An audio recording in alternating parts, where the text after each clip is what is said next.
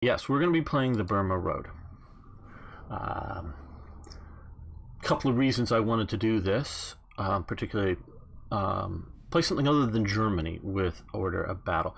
Now there is the Red Star DLC out, which we've already featured.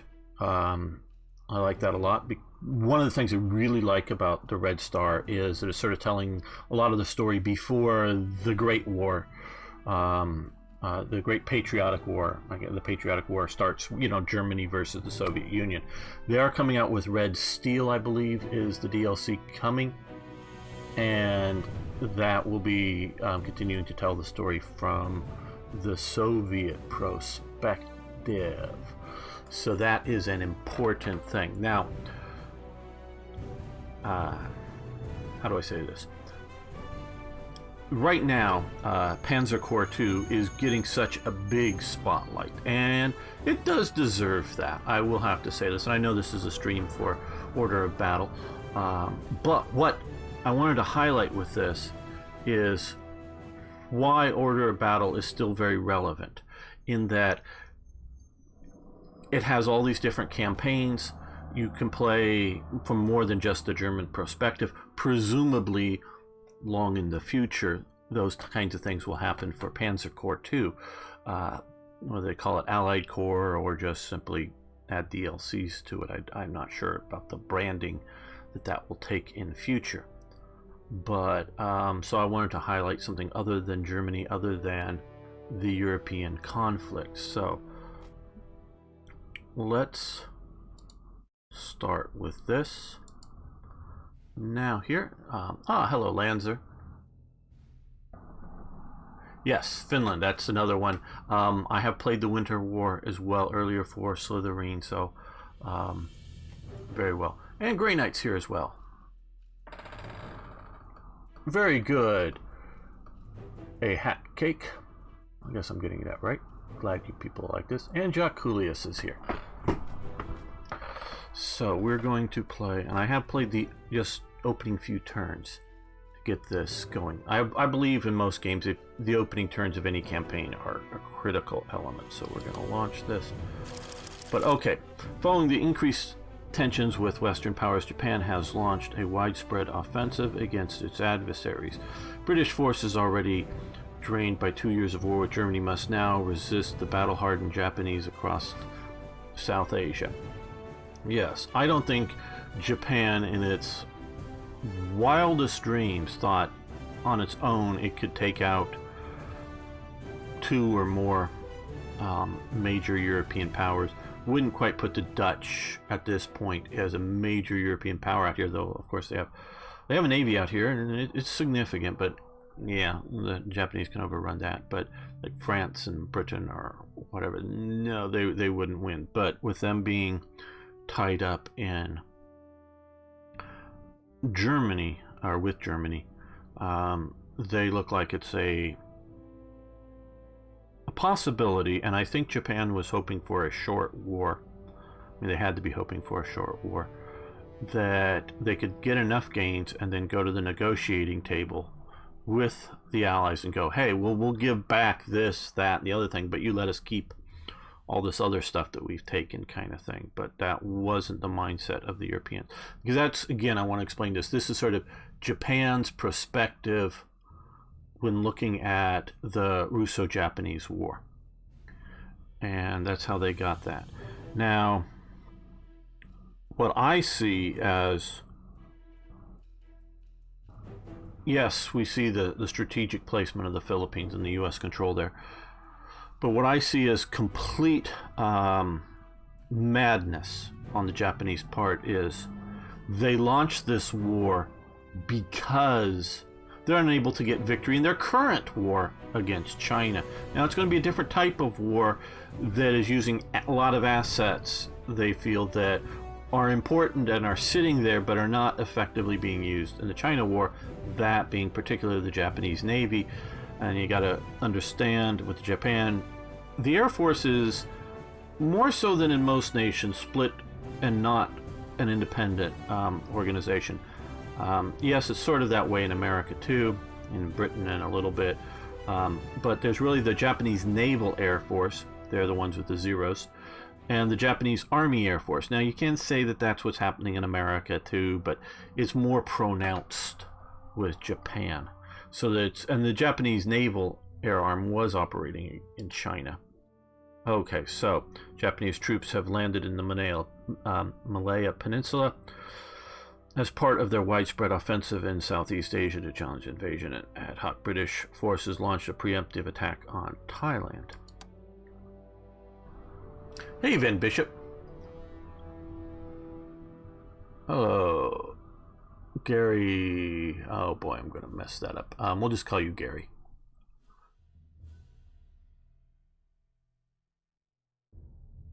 Yes, Red Steel, I believe, is coming soon. I hope I haven't pre-announced that. I'm pretty sure they announced that it was Red Steel some time ago that was coming. So we will start. Sometimes they tell me things and not to say anything about it, but I don't think that was one of them. Okay. In an effort to challenge and generally I think they have said, though I have know nothing at all, but the Soviets was to be eventually a 3 DLCs, which of course the first one is released. So they have said that, I know. In an effort to challenge and delay the Japanese advance from their beachheads in Malaya, British and Commonwealth forces have assembled a preemptive attack through neutral Thailand. Okay. We cannot predict how the Thais will react to a violation of their territory, but must be prepared for or prepared to face resistance from some of their security and police units. Our ultimate objective is to reach the ledge and narrow road wedge between hills on one side and river on the other, sort of a Thermopylae type situation. Special bonus points to someone who knows what Thermopylae means in English. By blowing up the hills, this route should be blocked and thus significantly delay the Japanese advance. Further to the west, a column of Indian troops is tasked with securing additional Thai border checkpoints. This should prevent the Japanese from using major roadways for their advance into Malaya. Finally, a third column is expected to arrive soon on the easternmost road. It is important that unless our flanks are threatened, each column pursues its own objectives. Okay. And yes, Lanzer got it. The hot gates. That is because there was a thermal hot springs there at Thermopylae, and that's why it's known as the hot gates. Okay, so we're gonna start. Okay, capture and hold Bitong. I'm probably butchering that, but and stall the Japanese advance, I guess, to Crow or whatever here. Secondary objectives: destroy hillside rocks to block the ledge. Yeah. Destroy 3 Japanese tanks, maybe, and capture both Thai checkpoints. Okay, so the Thai checkpoints are here and here. The ledge is up here, and Betong is there, and there's some Japanese tanks to kill. So we can purchase some more forces. We have 10 factors still available to us. Our land factors plus 300 points. Okay, we want some artillery. We have 300.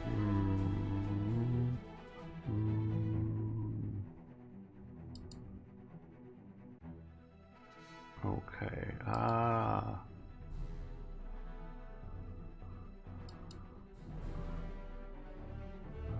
Okay, I think that's what we'll do. We're gonna grab 120. Yeah. Oh man. 4 points for that, or 3 points for this. That's probably what we're gonna need to do. I want the 25 pounders, but I don't think my plans will allow for that. Okay, let's put them here. Let's purchase some infantry. We're going to purchase some Gurkhas. I like Gurkhas. Now, I did read, because I did read up on this campaign, Hello, 2532. How you doing over there on YouTube? We are playing Order of Battle, and yeah, because it's a publisher sale here. Order of Battle, and this is the Malaya DLC that we're featuring currently here, or the Burma Road. So that's what we're playing here. They did have some universal carriers or Bren gun carriers for this. Not specific. They weren't. I don't think they were Gurkhas at this part of the campaign, but they were involved in the thing here. Now, before we really get started, probably should have done it a little earlier. I'm going to drop a couple of links in chat here. The publisher sale is currently on. Copy, and there are a lot of good sales. I do not mind pimping out sales. In any case, those are up on the Slitherine YouTube chat and on, hey, thanks for following, on Twitch. So if you want to follow that over to get this or some other games, check the what they're offering off. And they also wanted me to let everyone know that coming up on the 2nd of March, I think. And hey Arno, good to have you here. I am doing well. That there is a Field of Glory 2 tournament coming up, whether you want to just watch, or I don't know if there's any participation slots left in it, but just wanted to make sure you had that information. Okay, so we have that now. I do know we're going to get a little bit later another 4 slots when our second column arises. I so want to do artillery, but another artillery, but I think I need 5 slots because I want to get a tank, a real proper tank unit here. So let's grab another Gurkha while we can, and yeah, we can deploy him here. That seems like a good spot. Okay, so that is our end of our deployment. Okay, again, we've just gone over our objectives. So currently, at least, we don't have control over the Indian column. We can see, let's zoom in, how close can we get to it? Okay. They have a Matilda 1 tank, or tank unit, I'm not sure whether they're countering these units or singles, and a Lanchester Mark 1 armored car. These guys had both a 30 cal and a Vickers 50 caliber, 55 caliber machine gun. That most of them had the Vickers 30 cal, though I did read that some of the Mark 1 Matildas had a 50 cal Vickers in it, but I think that's more the exception than the rule. Vote for the Matilda tank. Darn. Yeah, well, remember, this is the Matilda 1. This is not, they did have a few of them in France, but this is not in 40. This is not the Mark II, the sort of famous big one, you know, with the proper gun. Okay, so we are going to use this to clear some landmines out of the way. Let's bring these guys up here, and yes, I did know these would be here, so we're going to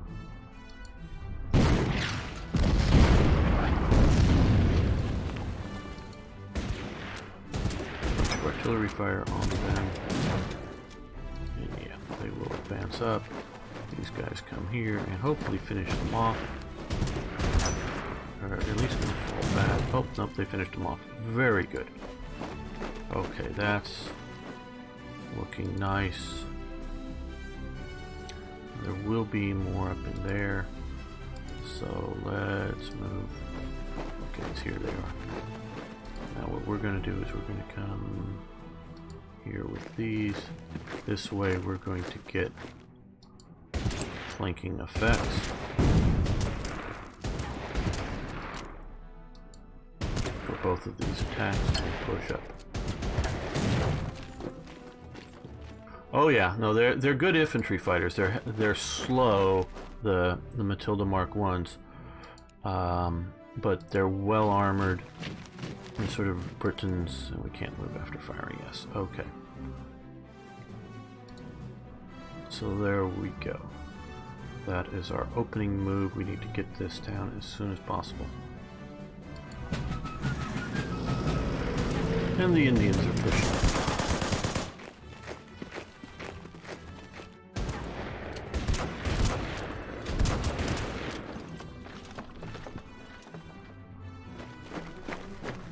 They found some landmines. Very good. Good to find them more than running into them, I guess. And they took out the Malaya police. Or not Malaya, Thai police, sorry.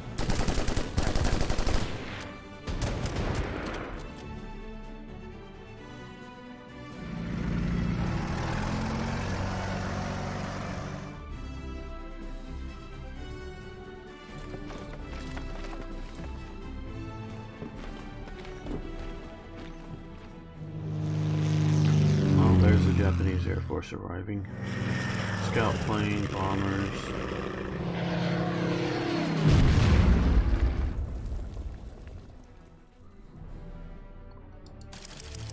Okay, supporting column of Indian units has begun their advance towards the Thai checkpoints. They are reported taking fire from Royal Thai Police and other Japanese aircraft. Okay. So we have that now. These are out of range, so let's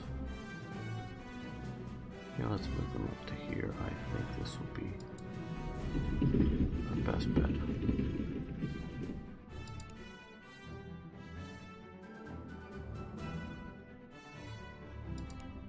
They can come there. So these guys. Found some landmines ourselves.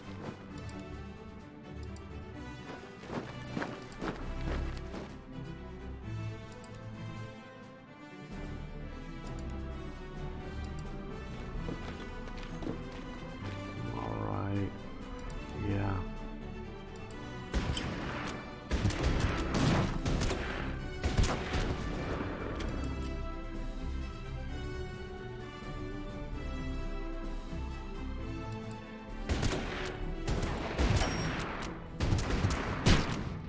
Yeah, we're going to pursue up into there. I did know we were going to get maybe a bit overly flanked, but yeah,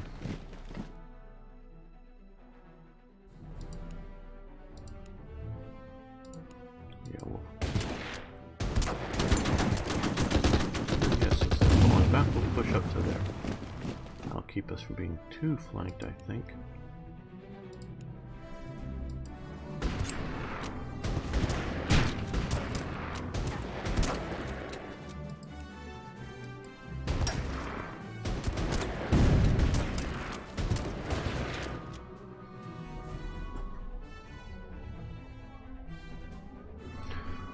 Yeah, the markets are a bit of a problem. Hey, Pixel.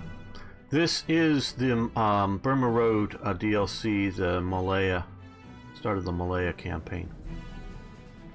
British versus Japanese, and currently also Thais. Okay, we can see the Japanese are approaching up here, over here, and oh, down along here. Wow, they're already here? That's interesting. Or is that just naturally starting territory? I don't know.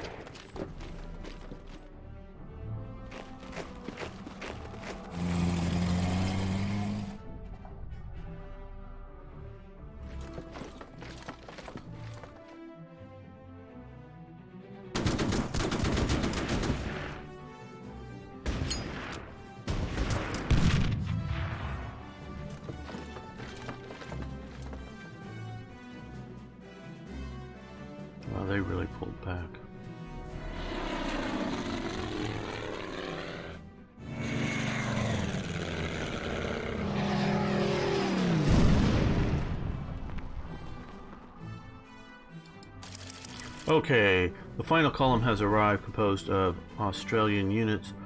Their anti-aircraft guns should also prove useful against Japanese air attacks. Very good. We can use some anti-aircraft capabilities. All right.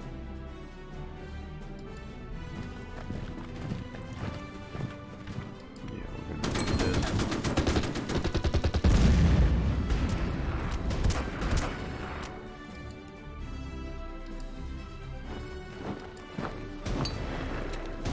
Always try to get as much as you can of the flanking effect.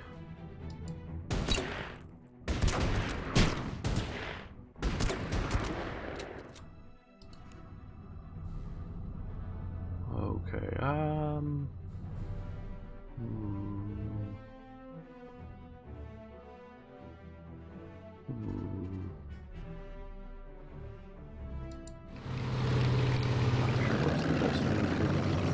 That's a good one. We'll move the anti-aircraft gun up a little bit. Hopefully take down that recon. Float plane. So that will help us. Now I will tell you right now, this, as you can see, the Japanese have already passed it. This is basically, and historically was, a impossibility to get there. A good idea. Good, you know, blow it and block the path, but still. For once, doesn't play. I often don't play the Axis. Yes, the Mark 6. It is a machine gun tank. I would classify it into the tankette category as well. It has a 55 caliber Vickers machine gun as well as a 303 caliber Vickers No. Oh, no. Or is it the... No, I think they had the Besa machine gun on this as the secondary, which is the 7.92 German caliber. I think that's what they had as the secondary on this guy. Early vehicles like the Matilda Mark I were still using Vickers, but later vehicles they started using the Czech design guns. Hey, Freyr Oakenshield, thanks so much for the cheer. No, Lewis guns were... I can't think of them being put on tanks. Maybe as an anti-aircraft gun on the top, but they really weren't used much at all there. Okay, we need to take the town center. I don't mind the landmine field being there. That might actually be helpful to us.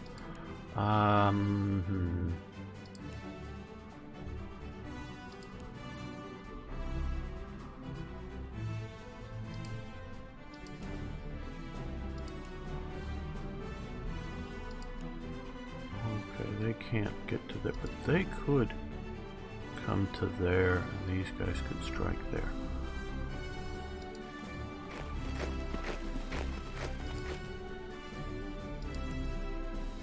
No way, we're not getting that. Well, we're getting that from there, but not there.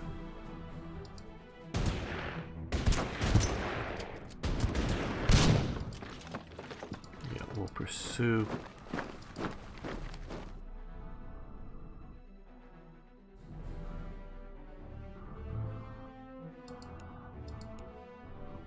Okay, the Gurkhas, more Gurkhas, our British infantry, these are our engineers. The engineers, I think, will have a somewhat benefit fighting in the town. So we're going to move you to there. Yeah, that looks a little better.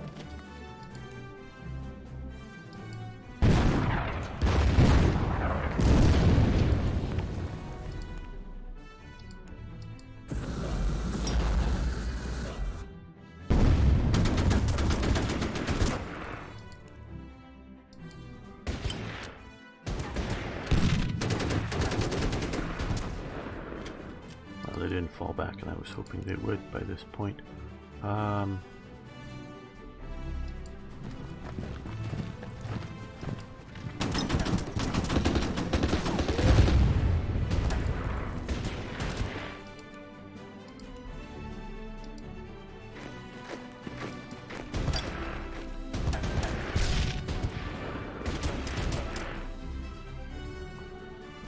Okay, so there's not really anywhere for them to go.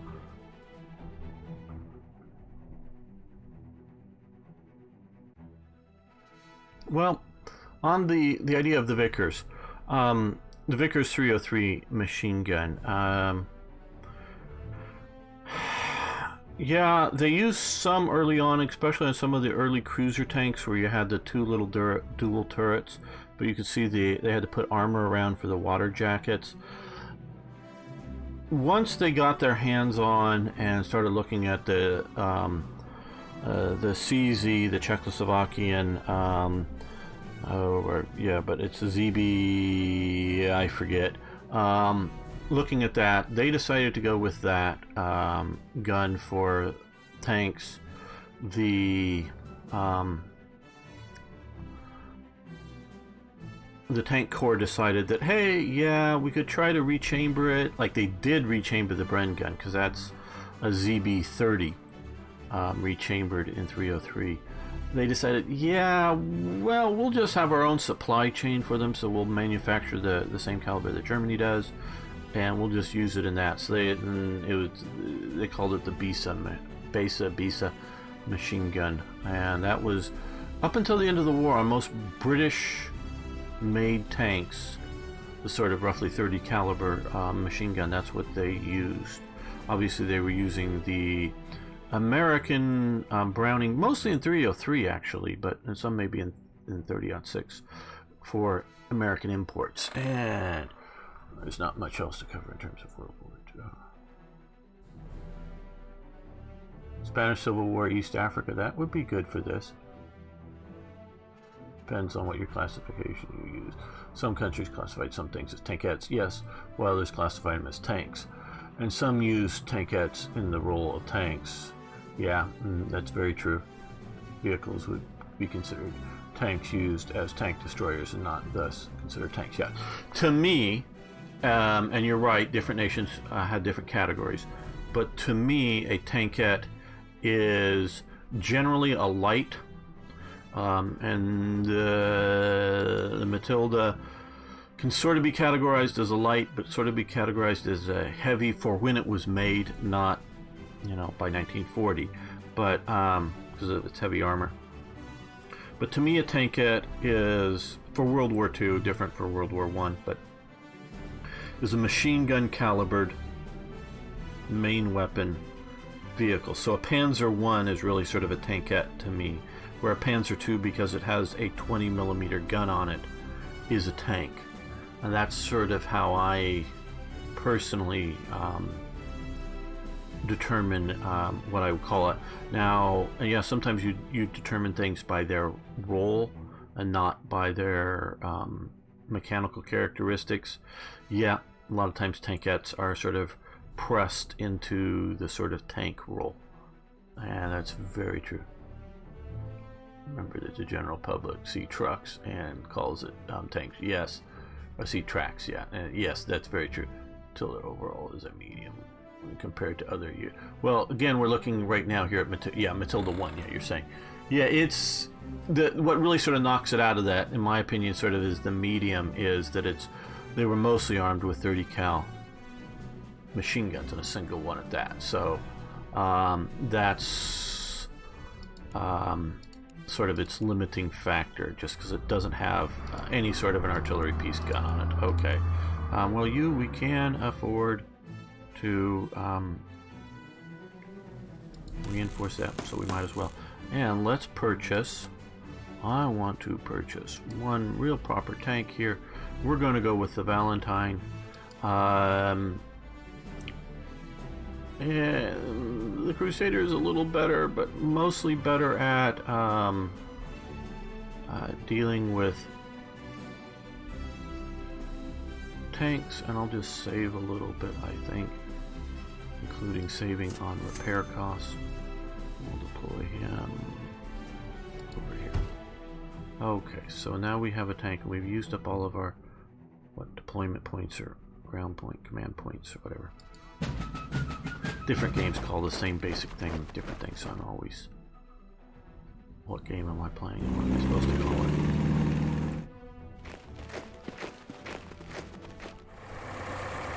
remember, proper reconnaissance vehicles in order of battle do not conquer territory, so that Japanese vehicle can be way ahead of Japanese occupied territory.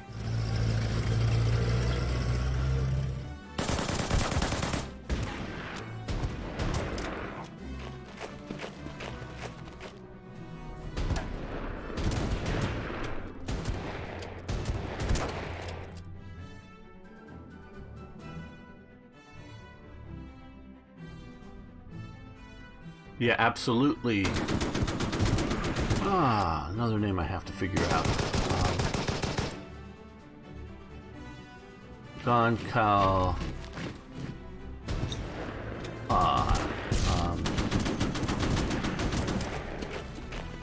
I'm just gonna call you Gon. Sorry, or Gonkal.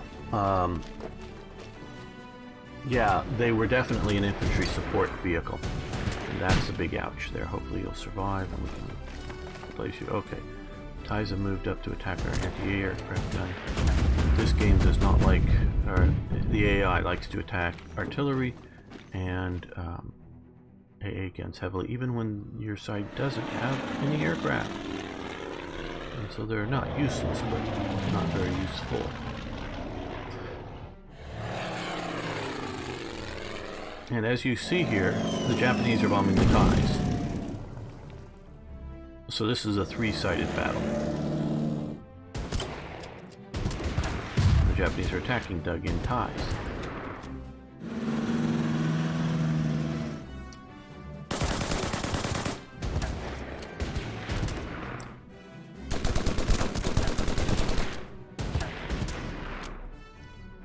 Okay. Thank you for leaving. That next to us there. Okay, well, we have those Thai infantry to take care of, but first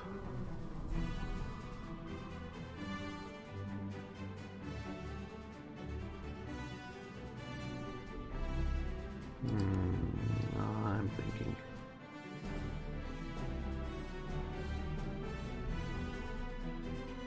yeah, I think we're gonna leave.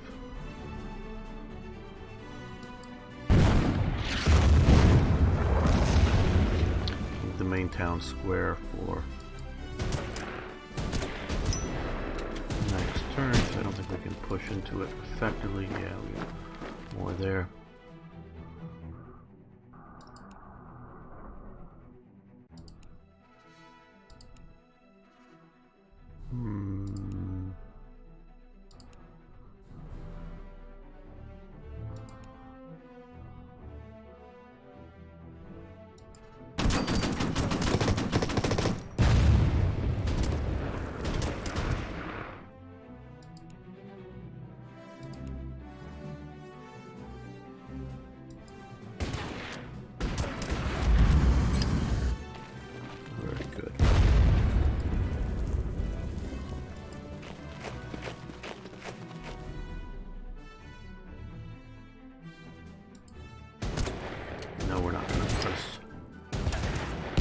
Than we need to.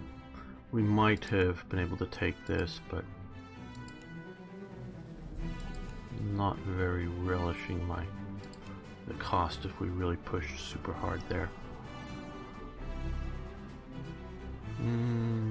Yeah. Sort of want the armor over here though, but maybe we'll swing north around this.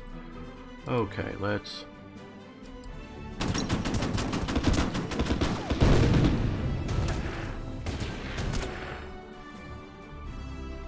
there.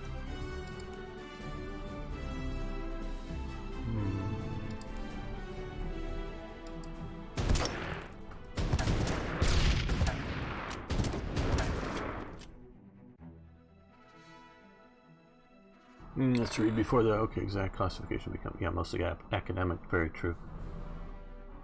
What do you think about how World of Tanks influences much of the interest of the general public for tanks? Oh, I'm sure it's definitely World of Tanks has increased the popularity of tanks and interest in tanks in people. Yeah, no doubt. I play War Thunder and not World of Tanks. Not that there's any problem with World of Tanks and it's more popular, I know.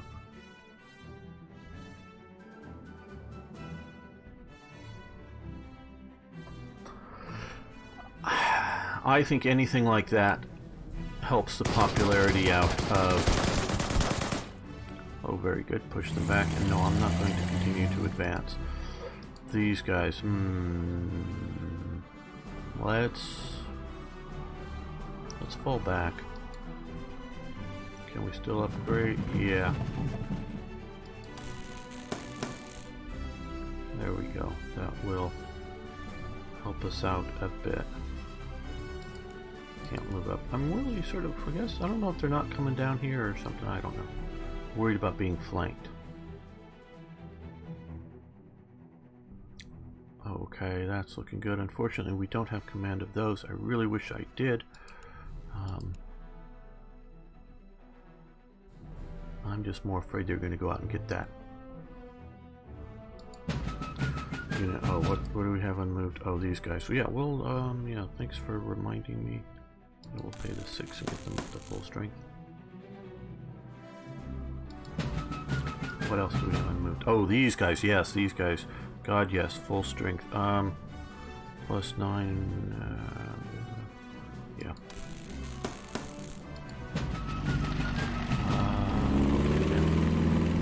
Don't drive into the minefield. Don't drive into the minefield. Good.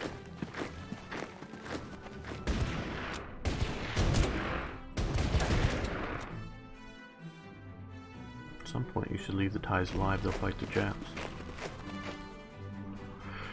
Now, historically,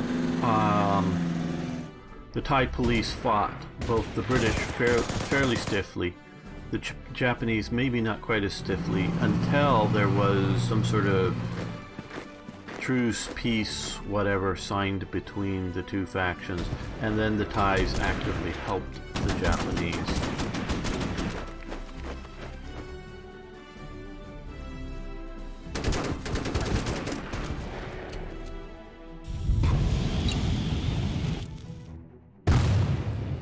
Oh yes, the shell impact. Oh wow. Well, it's going to be damaging to my AA gun, but I'm actually glad that that heavy infantry unit moved out away from the town. Although they just cut off my armor, but the armor can move. Okay, yeah, don't kill my AA gun, please. I want it.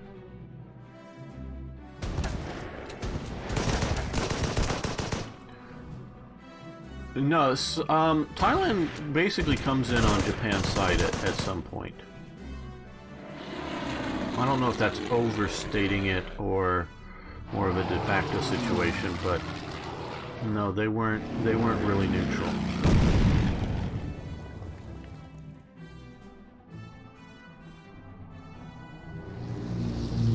And now we're getting bombed. And 1 damage. Lovely. Okay. We're running out of supplies. And they're bombing the Thais. Very nice thing. Helps me deal with that unit.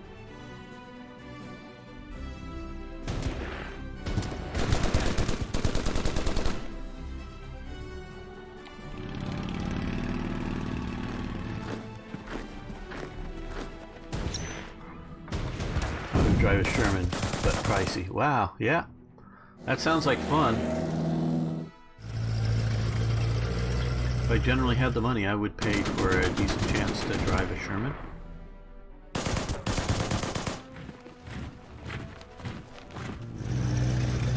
Fortunately, that armored car can't occupy that hex. I mean, it can go there, but it can't gain control of it. Okay, well, what these guys are going to do are move up here. They're going to convert to more of the fire support role. Knock that down by 1. And these guys are going to hit here. Making these up. These are going to fall back. Machine gun these while we have ammo, but hopefully they'll get supply enough to survive well enough. They've attacked.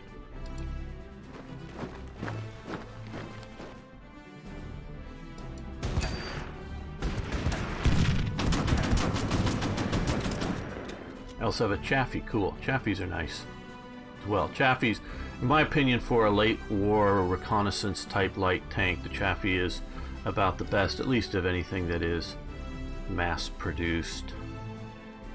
Okay. We really don't know how much we need the...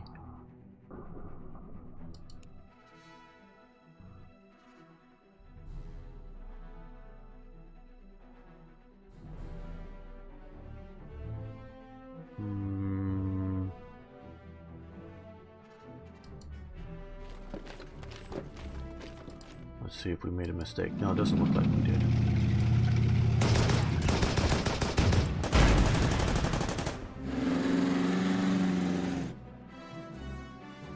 Okay, we'll move the tank in. We'll use these guys to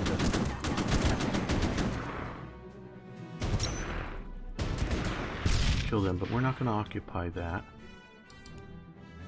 Let's see if we can take this out. Yes, very good. Bye-bye. No, we're not going to occupy that up. Okay, we can get replacements there. Here,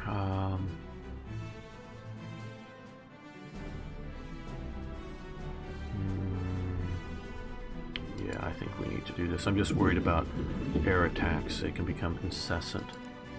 Here, yeah, we have enough. We'll do that.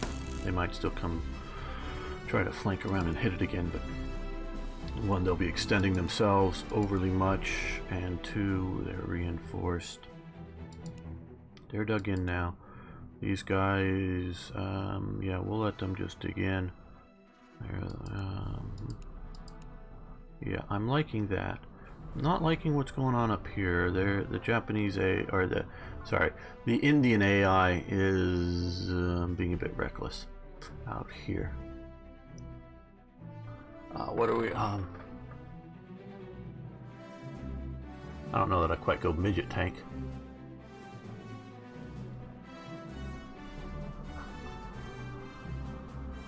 Panzer II, those are cool. Well, I don't know how big you are. But yeah, tank people were a bit smaller back then. Yeah, well, the T-34s, the early 76mm gun turrets are very small. The later 76mm gun turrets are a bit bigger but still tight, and it's not until you get, I think it's actually like 44 or whatever, you're starting to see the T-34-85, and that's sort of the classic really good T-34, both in gun caliber and crew, fit and capacity. Okay, we still can't get any more units, but we're doing okay. So let's unmove units. Okay, yep, we're good with that. There's some other, nope, okay, that's continue, yes.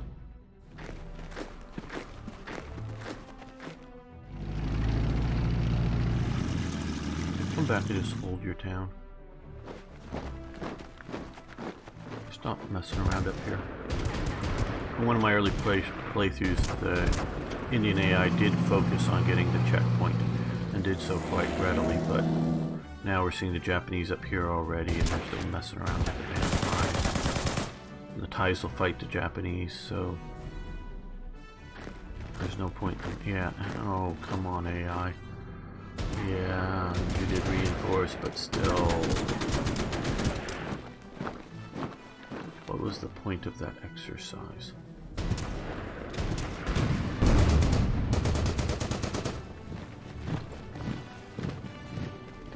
Yep,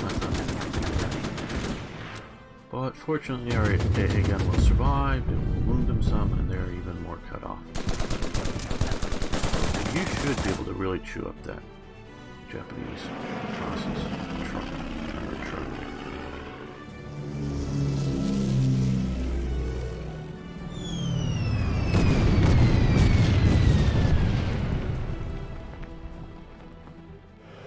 Yeah, oh, diet is a major reason, yes. yes, this is what I was a little worried about. Incessant air attacks on my artillery pieces. Just like this. I want to get that egg. See what we can do.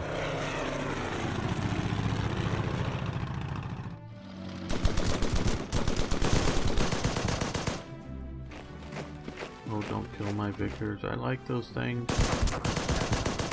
Vickers, run away if you need to. Run away. Yeah, run away. Run away. We should run really far away, not just a little bit away.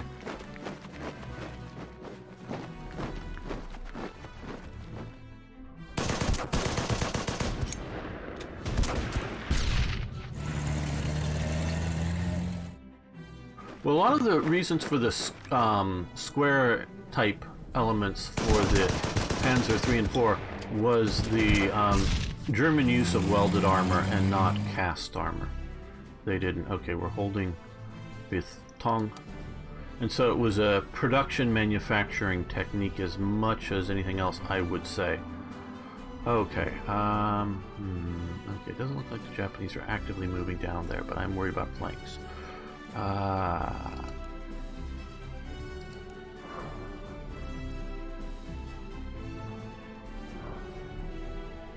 Okay, you move to the jungles. Oh, that gets flanking moves.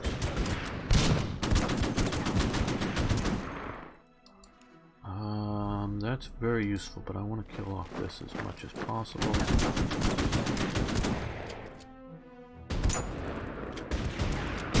Okay, we know where they went. They went to there.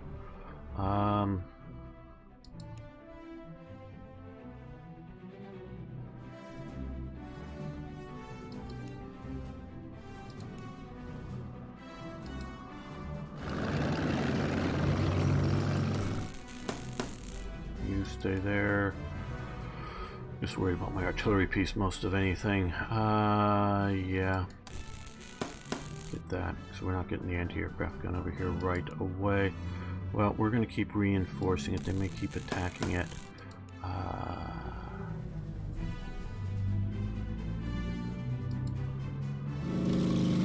that's just going to go to there. British infantry, Gurkhas.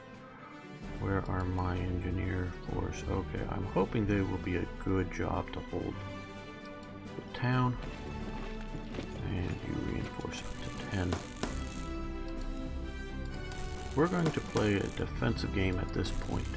Because we're right now at this point going, I know they're still there, but going for the main objectives and not... Oh, well, they could come down and kill them. Okay, that would be good. Hopefully kill them.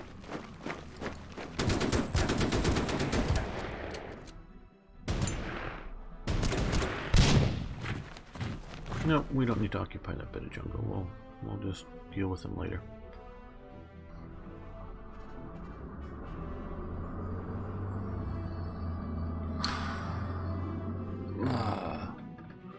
The front being so not being able to give you a bit more space inside.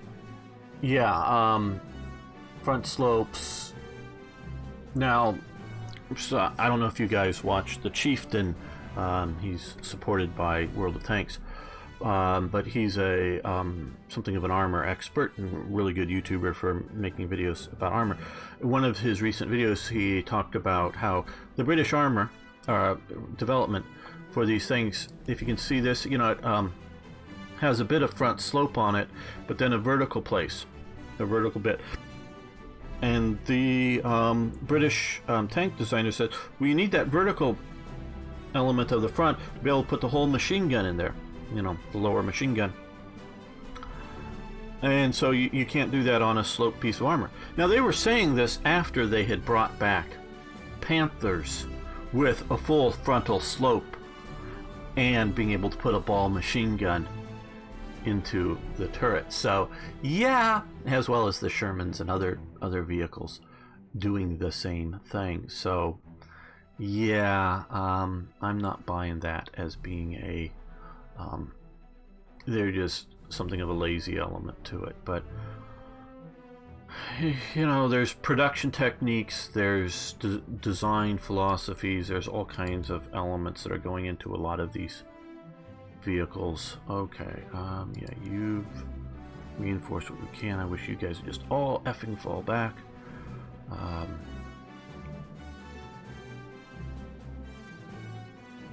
Okay, so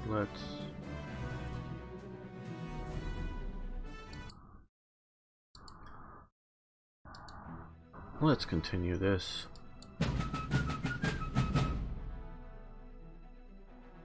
Slope. Oh, what do we have here? Oh, yeah, we're leaving you there where you are. Sloped armor. Its production really isn't anything more than vertical armor. It's just how it's welded together. Oh, you moved up there again. Yeah, okay, you reinforced. But you could have stayed back and reinforced, and then be stronger. And you don't need to fight the Thais anymore. The Japs are now the real problem. Fall back and let the Japs fight the Thais.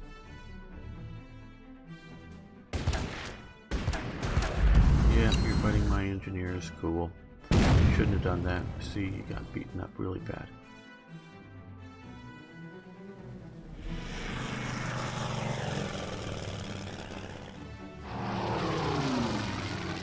Going after my infantry, but you're getting near my AA guys.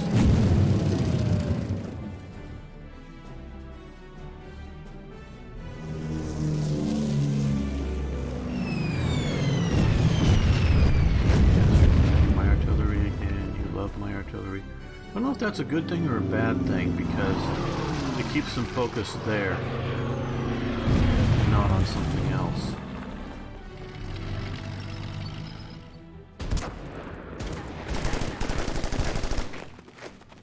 Oh goody, you came here. That means I get to kill you now. No, that didn't do as much as I was hoping, but I'm going to kill him with the infantry units. At least I hope to.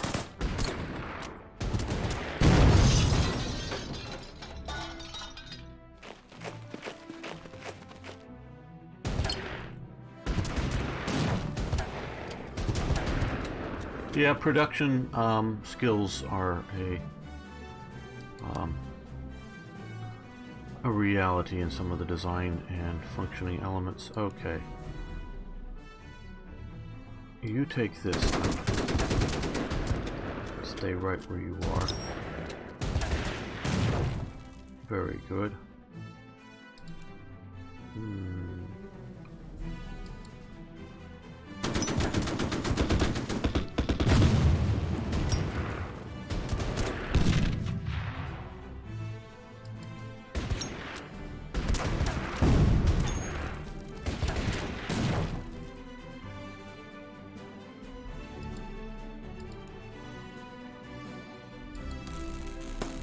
Now, you come to here and shoot that.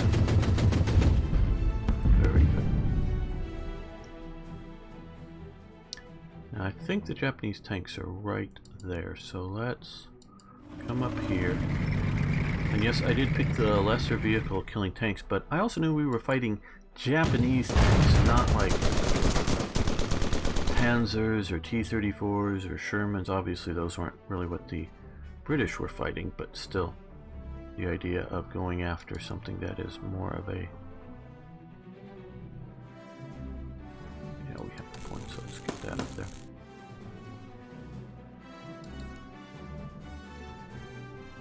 Well, not sure where we want to move them, so let's just see about reinforcing them. They may get bombed again, but...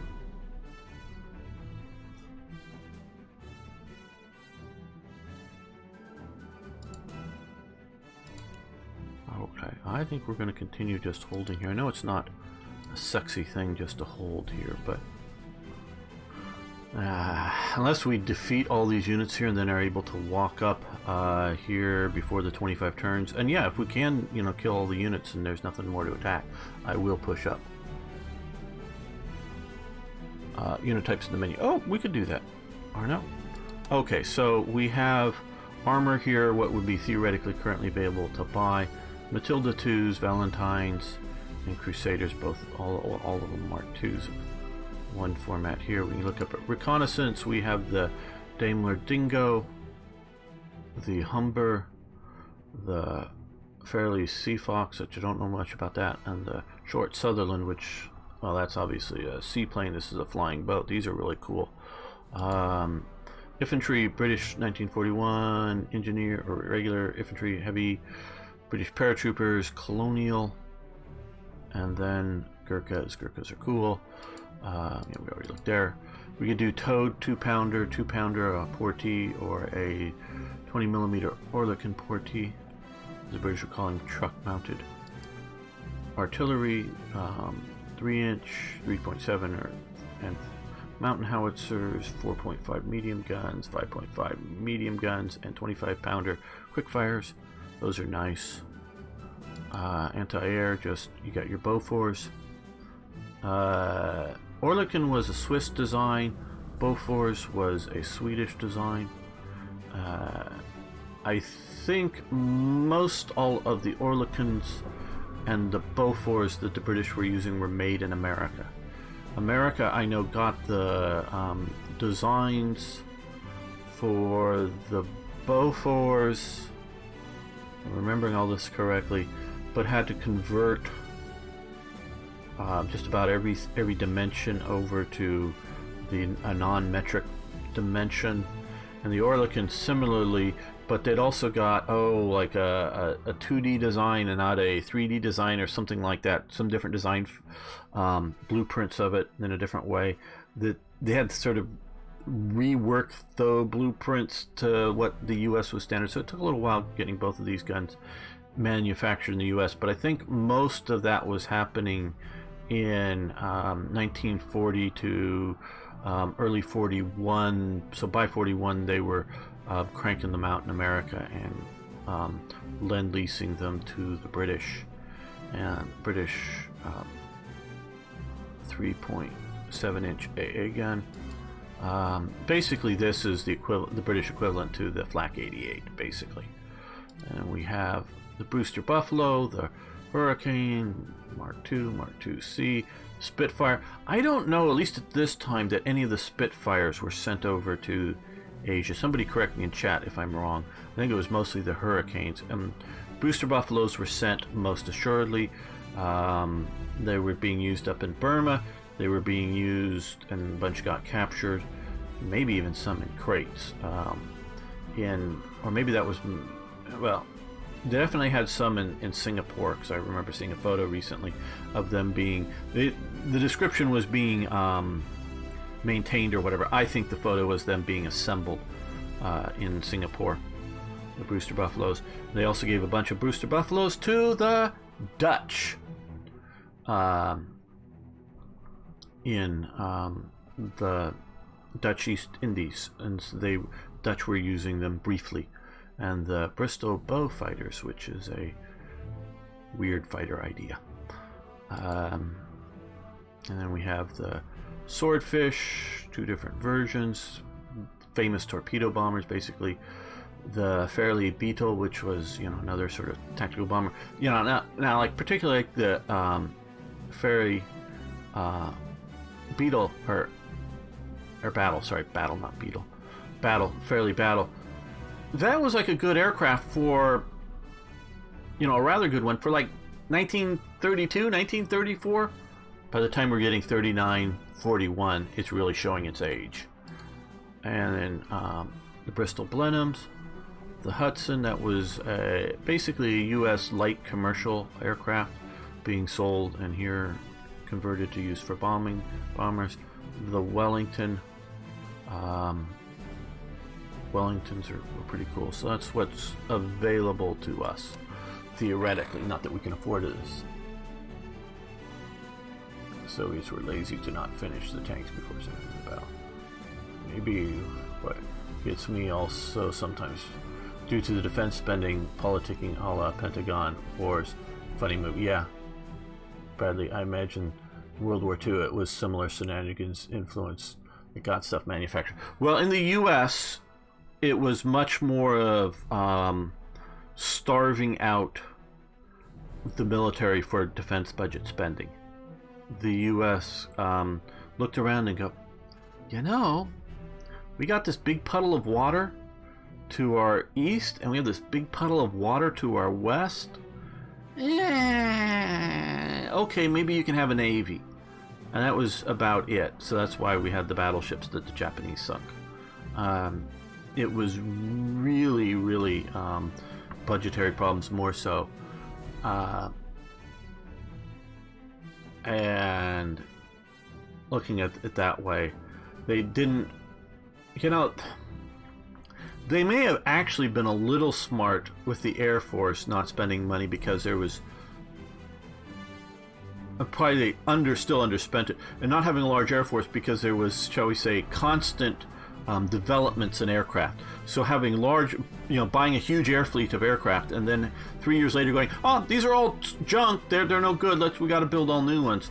But probably it would have been better to have a well-funded but smaller American Air Corps, because there is the ability to tool up before, because there's obviously no intercontinental ballistic missiles to hit us in a surprise way.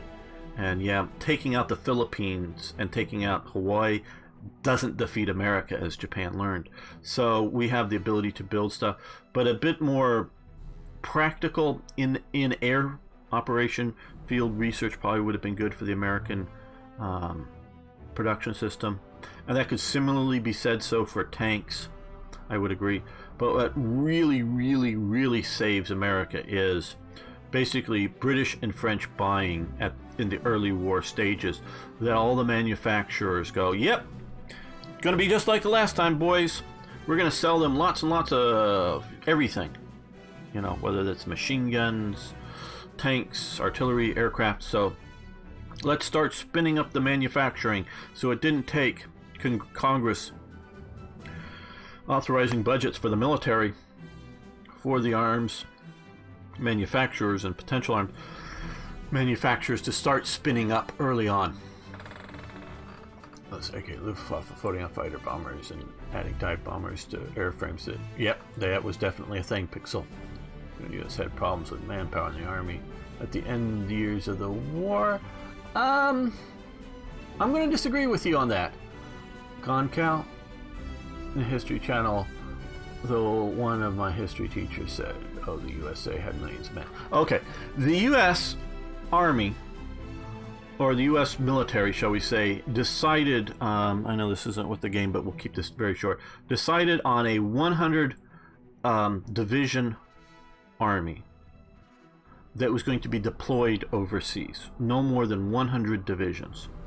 I think it got maybe technically slightly over that, but that was basically it. There were more divisions back in America, a lot more, because the main limiting factor was the ability to send supplies, because an American soldier ate food that was grown on an American farm, whether he was stationed in Burma, stationed in Germany, advancing into there, wherever it was. They produced and shipped everything for the American soldier. Where British soldiers that were, say, fighting on the China, Burma, India front were being fed out of India or out of Australia. They were getting foods in other places. And yeah, sure, American troops stationed in places like Australia, I'm sure, were getting local food. But the whole supply chain was set up. And with U.S. Shipping was the main limitations. Okay, if. So no, I would say not manpower.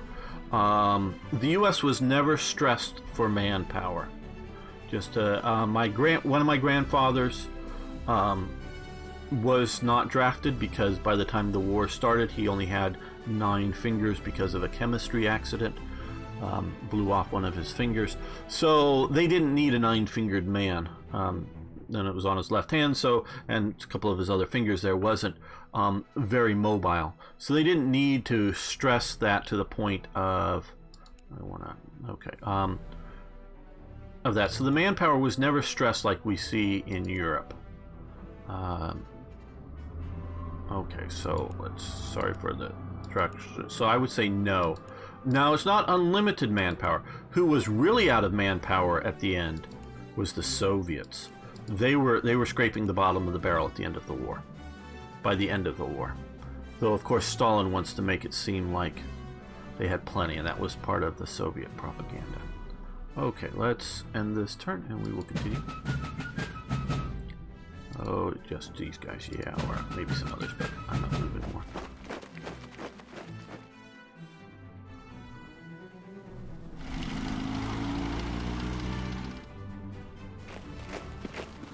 Oh, certainly. Ice cream. They had refrigerators and showers and submarines. I don't think the Germans had any refrigerators on submarines, and they definitely didn't have showers for their submarine crews. They were definitely putting ice cream around. No, the Americans, if you look at the stuff, and I could go into some of the useful, but shall we say extravagant by most people's, or most armies' terms, support. Thank you for flying into the shot. Supply capabilities. Now, Americans were needed to go on longer submarine operations than the Germans because they were doing it on a Pacific scale of warfare and not an Atlantic scale of warfare, which is just much larger ocean, had to go much further for their operations. And that having some more of the, if you will, creature comforts very much allows the U.S. to operate longer, more successfully at sea than the Germans could in a practical sense. Just being out there without fresh water really wears you down. Oh, and the American showers were freshwater showers because, well, all the submarines use, at least all the ones I know of, used batteries that you fill with water as part of it, and they need non-salt water. So you have, it's not purifier so much as desalinization that boils the water and, you know, to steam, so to separate the salt from it. Well, the U.S. systems were good enough, big enough to provide extra water, more than just for drinking water, which was sort of what the Germans would have been using their additional water for, but for showers and that type of things. They were able to do that. The general officer explained why they lost the war, saying that they were swarmed with gazillions of enemies. So it was, wonder what flavors they had here. Yeah, oh yeah, more submerged boats than, at least in the sort of modern sense of a nuclear submarine for sure. Well,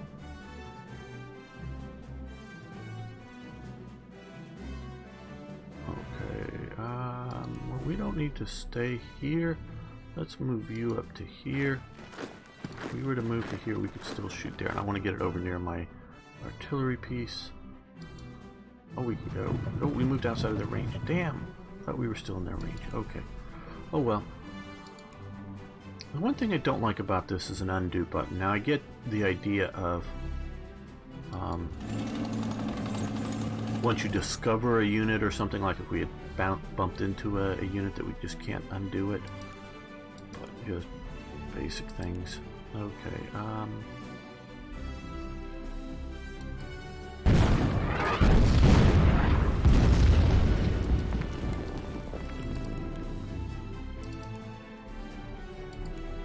that looks like the, well,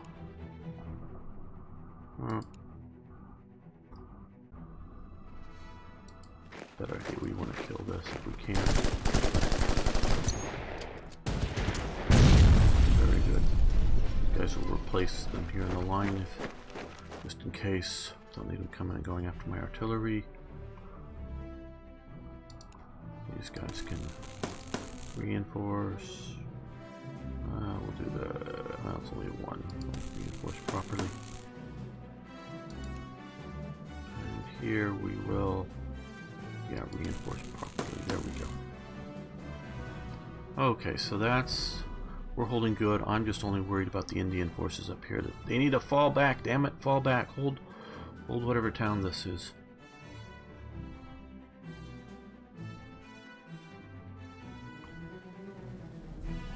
So let's,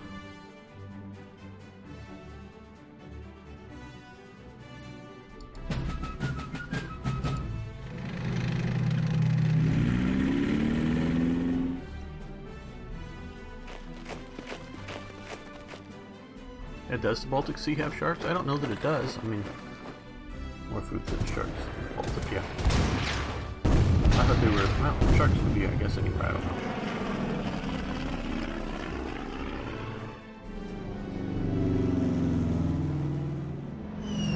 Well, at least if they're bombing the ties, they're not bombing these, that's good.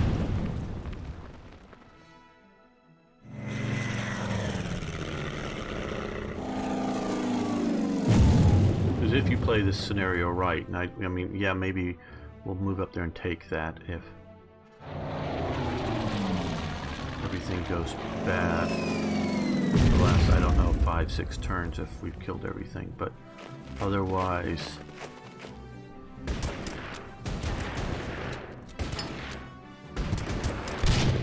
I just expect to hold here and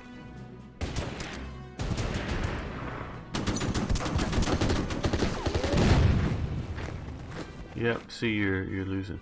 Actually, the Indian army, which was made up of, at this point, Indian soldiers and British officers, did rather well. Unlike this damn AI's attack. Ah, hello, artillery.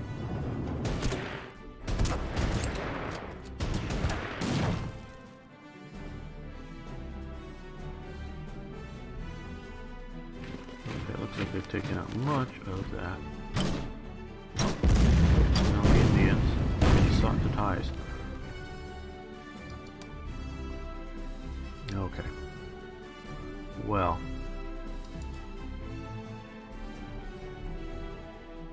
Okay, who do we have? The Gurkhas. These are Gurkhas as well. We have the engineers holding the center of the town. Ready minefield on current hex and retreat back. No, I don't want to retreat out of there.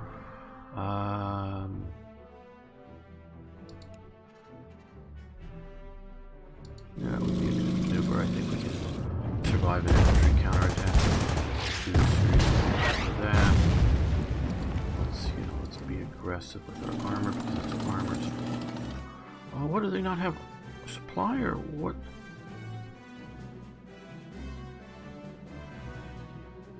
What am I missing? Why can't I do see that it's red, but I don't know. Because I thought it was our reinforcement. Oh well, that was a bad move if we can't attack.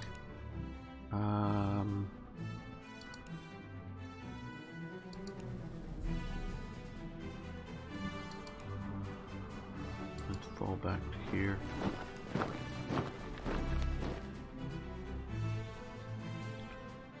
Okay, that's going all right. I'm a little worried that we may see the Japanese coming down this flank.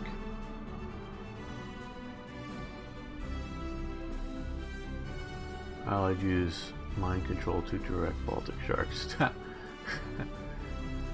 Yeah, well, sure they would have liked to.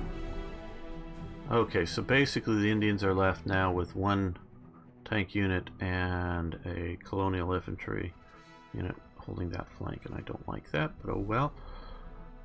We may need to send some forces over there. Yeah, I know we have unused movement units, but continue. Oh, come on, AI, come on. Well, you're at least smart enough to realize you gotta keep the units moving. But you can't make up your mind what you want to do with the units.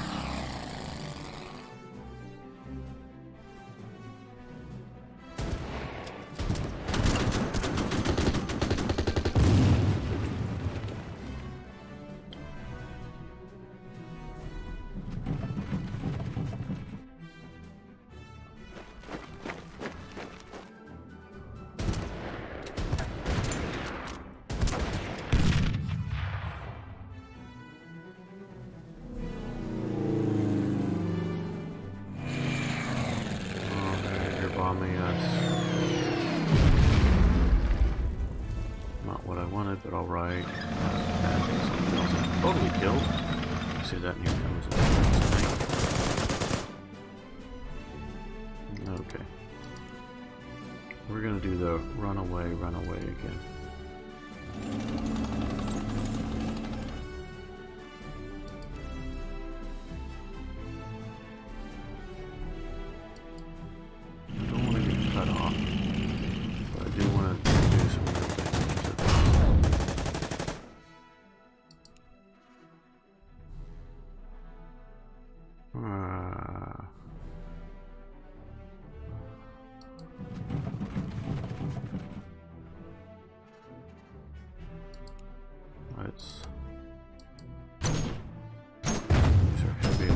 mortars that damaged them a little bit there. Everything else looks good except my Indian front.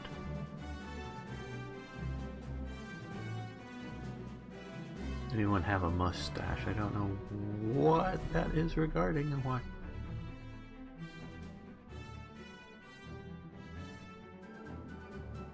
Facial hair. I sometimes think I might be able to play an American Civil War general. I sort of got a goatee. For a while, actually, it was growing sort of long, though I trimmed it a bit recently.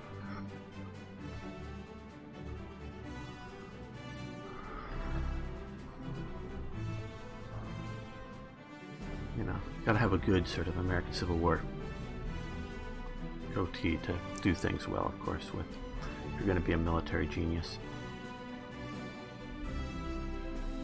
Okay. Yeah, that looks good.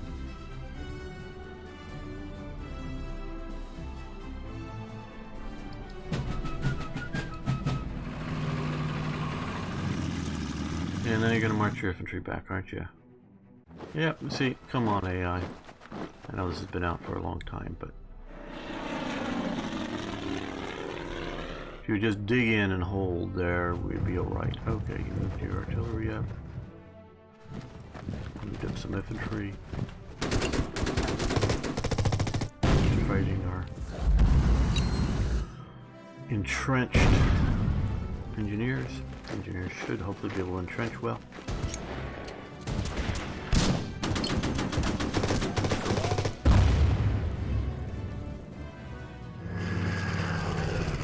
Now you're coming in with a bomber. Near my AA gun. Go up some. Good.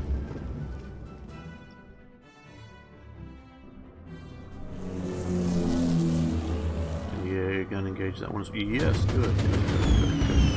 Not like them all down, but still making them pay for their attacks.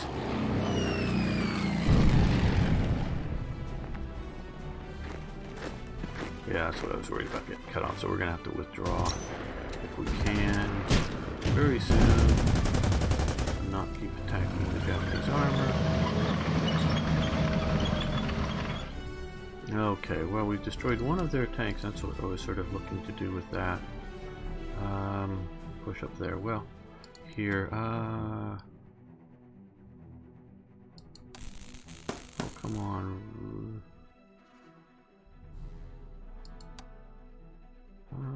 No commander mechanical. Don't know why it's not doing better. Okay, well. Huh.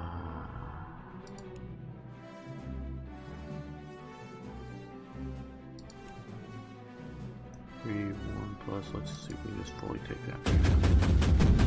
No, but we're damaged heavily. Yeah, well, hopefully they'll get some idea of the context.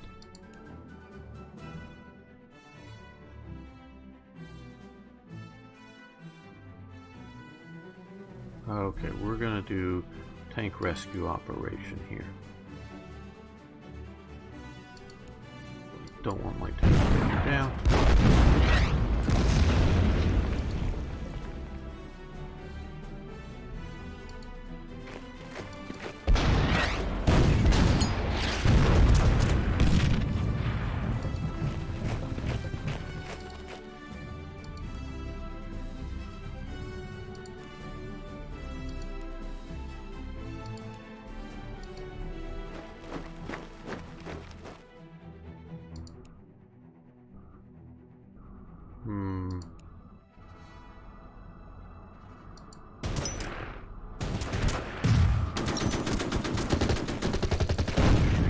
More aggressive, I think.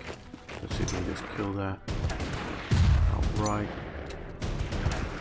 Very good. They fired earlier, maybe not the best target. No good.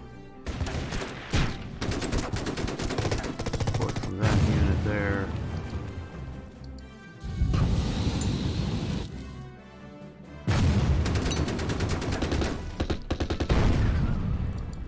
If I attack here, they'll be stuck where they are. But if we come over here and then hit there, hopefully they won't be getting cut off to lose any real forces.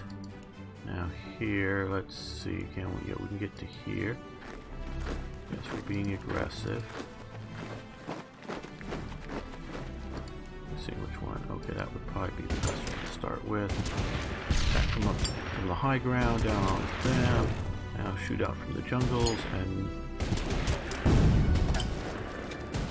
no, we're not going to follow them. We're going to stay there. We're going to keep our line here. Hold. Well, the ties are holding up here. That's helping us. Okay. I don't think every day. Okay. No. Well, thank you very much. No, I don't stream. I'm Gamer1745. Streaming for Slitherine today. Most normally it's about once a week for Slitherine. I stream on the weekends on. I guess I will post that here along with some other stuff. On Twitch, on my channel.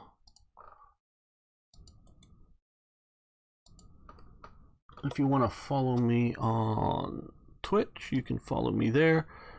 And though I post, I would say at least daily, if not more than daily. Yeah, this is a special event for and we'll get to that in a moment. This is my YouTube channel. If you want to, I post daily there for sure. Unless something's sort of up, but and often more than daily. And I also want to let you know, everyone, copy about the publisher sale. This is sort of a 3-day, the last day, though, the start of the last day. I've got about another 40 minutes. And then there'll be another live stream coming up after me. The publisher sale is on, so if you want to pick up some of these games at good prices, you can get that there. And they also would like me to let you know that there's a Field of Glory tournament starting on the 2nd of March, and there's a link to that if any of you want that information. So if you're at all wanting that, and yes, I've been neglecting YouTube. Over on YouTube, Tapu, I do not know when Red Steel is coming out. I do know it is coming. I will likely be the one streaming it. I say likely, not sure. Though there may be others as well. Was streaming that. I did do the Red Star streams for Slitherine, and I will be doing those stuff on my YouTube channel as well. So yeah, just let everybody know what's going on with all of that. Let's continue. Okay, I'm keeping here. I'm just sort of maybe overly worried about being flanked down here, but maybe that is worrying too much. Just because I read the Wikipedia article on this very bit of the campaign, as well as generally the British always did really well until they started to get flanked by the Japanese. And the British were road bound, and the Japanese weren't in their operations. Okay, so our localized counter offensive has done very well. These guys have already attacked. Yeah, let's take out that. What? It still hasn't moved? Oh, these guys haven't attacked. Oh, I got distracted. Okay. Yeah, we want to do that.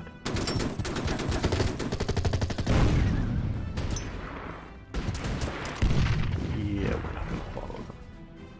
Oh, no, we might. Okay, because we might want to come out there. Remember that they're there unless they move. Okay, the tournament is full. I'm not surprised.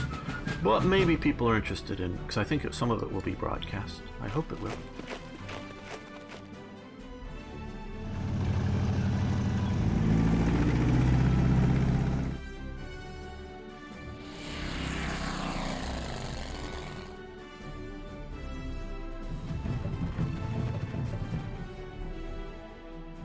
I'm thinking, guys, it would be a good idea to press. Because right now it looks like the Japanese are retreating to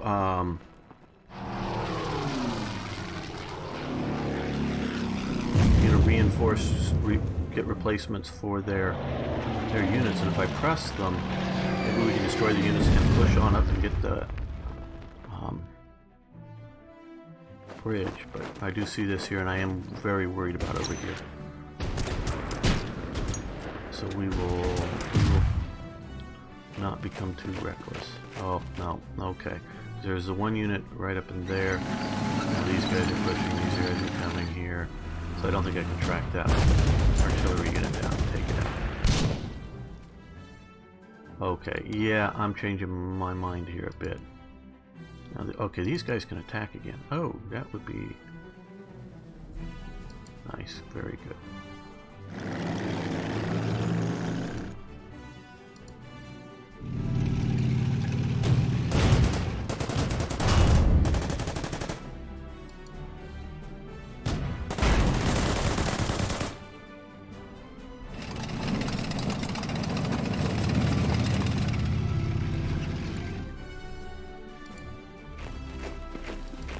Well, this is turning out to be a good one to kill that tank. Okay, that's 2 of the 3 tanks that we were tasked with trying to kill. I'm going to push up to this hill once we get it here. Keep pressure on them. So maybe I'm changing my mind again. Gamer being indecisive and switching back and forth. Okay. Aircraft.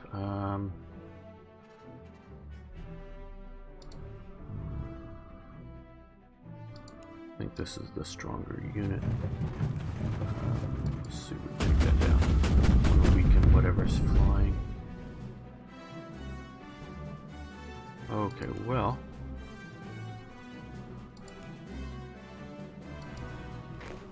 Ooh, that's that unit there. And of course, gamer, that's that unit there. You know what I mean. Let's come over here, get that with some flanking power.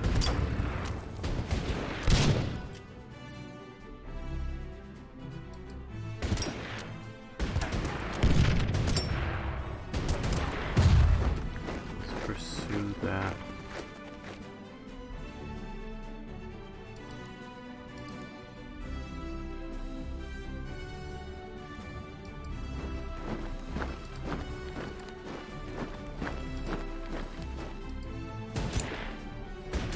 Kill their weakened stuff, their weakened units.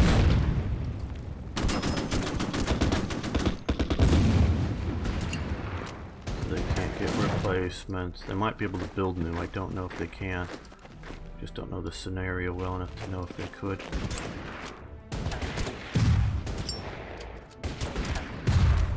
I don't know if they should like rice fields, so let's get out of those. Well, that might be a good terrain option for them. We're going to keep these guys back here, just make sure we don't lose this.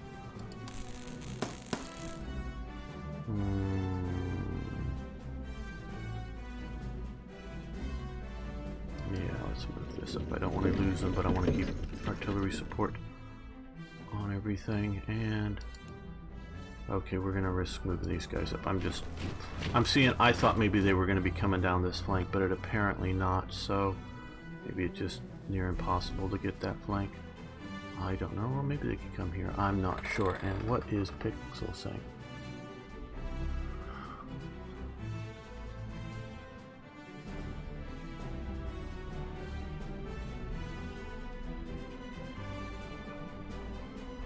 Yeah, Field of Glory 2, I love that game. If you're at all interested in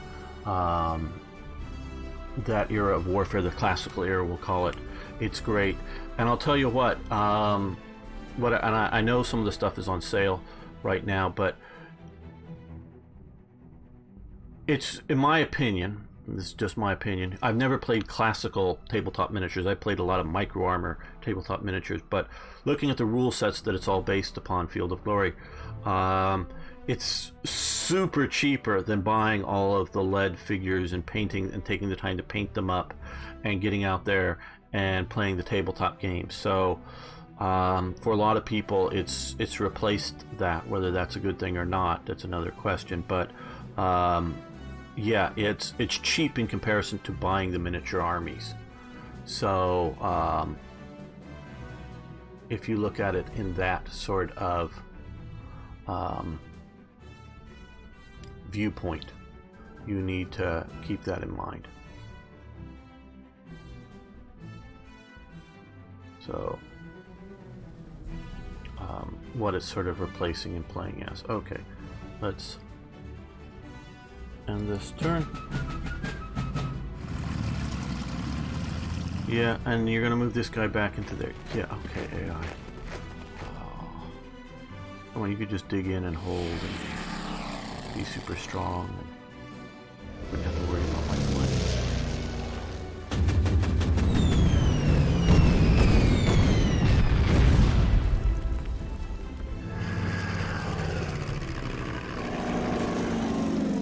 That could be good. Because I played Warhammer 40k way back in the day, you know, miniature warfare type stuff. I could see that be nice. Yeah, you don't need friends. Yeah, wargamers don't need friends.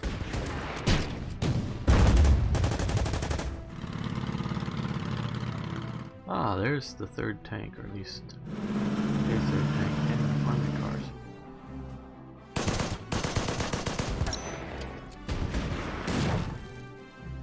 This is Order of Battle, and this is the Burma Road DLC. Oh, they ran away from me, the infantry. It was weak and I wanted to kill. Okay. Well.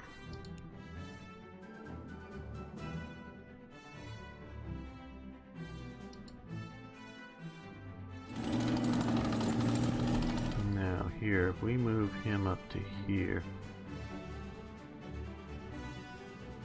Okay.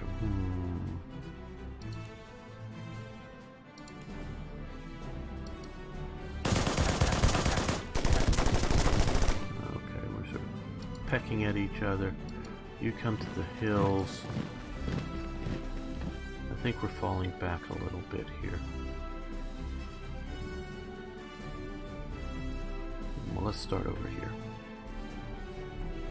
where we've gotten a little pressure from the armored car.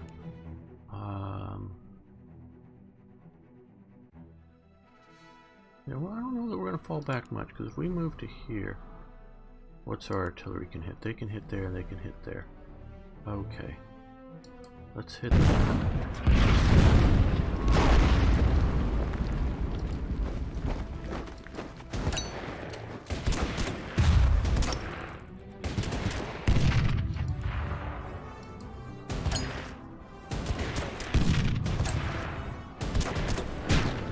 Okay, they took a big pounding. That's nice.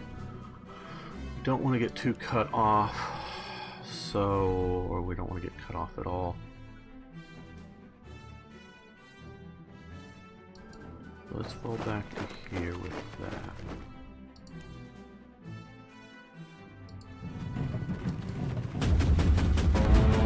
And you did knock out this very quick. Maybe I should have fired with this other one. Let's come back to here. Reinforce. We're sort of protecting the...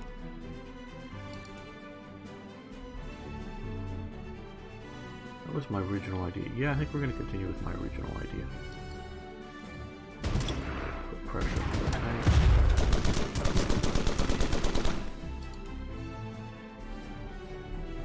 We'll just reinforce there.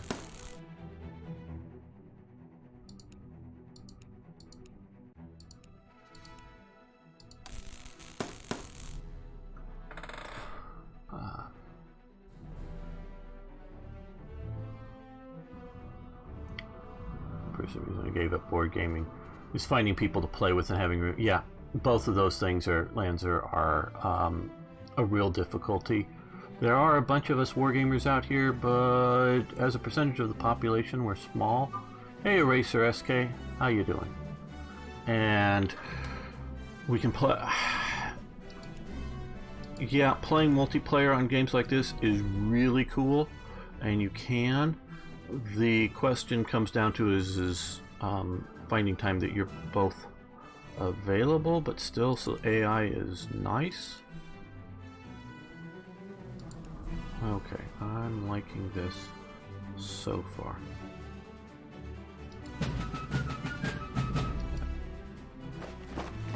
Yeah, you're gonna move up here, and these guys are gonna decide, oh, well, we need to cover that city, so let's come back down to Legang? Legang? I don't know.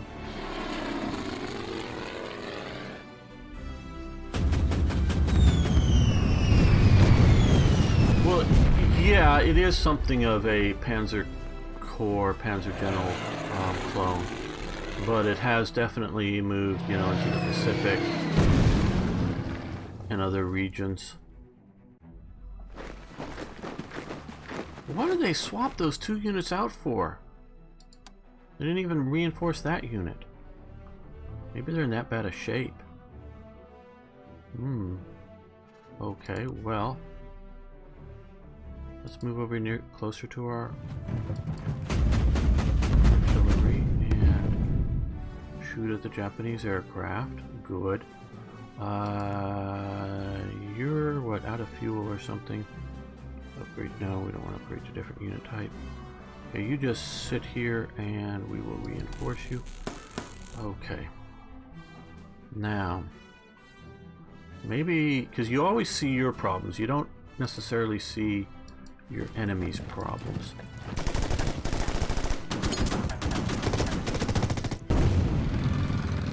We don't want to move there because I think we're going to move him up here.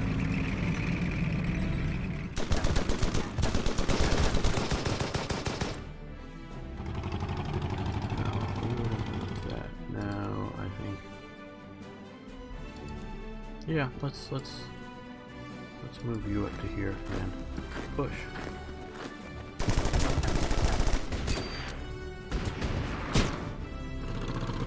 Keep pushing. Uh-oh. Uh-oh. Uh-oh. You ever get that idea that you pushed a little too far, a little too hard, and found the enemy? Yeah, okay. Well, we want to see if we can relieve that somehow, somewhat.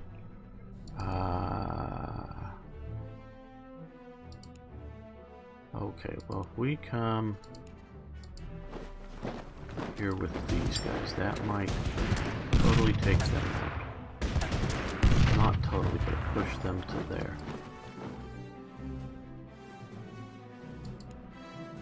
Let's move here to here. We've got their artillery there. Very good. Now we know where that is. They've all moved, done stuff. Okay.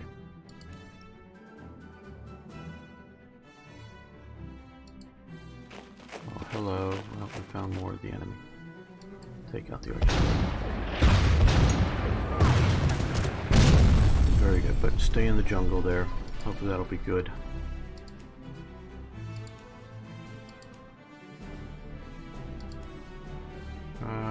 Yeah, let's go after the unit that's a little more threatening. I know I want to pursue the near dead, but hoping to make these guys a similar idea. Okay, well, that's putting pressure on them. Okay, well, you can come here.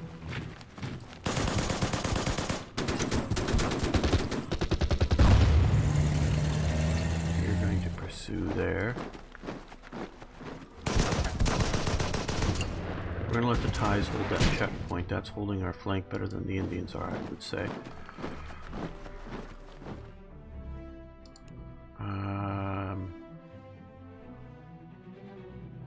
Yeah, let's bring you all the way up here. You've already moved, you haven't, but we're just going to make sure nothing surprises us, like, I don't know, a Japanese parachute drop or something. Not that I'm expecting that, but you never know.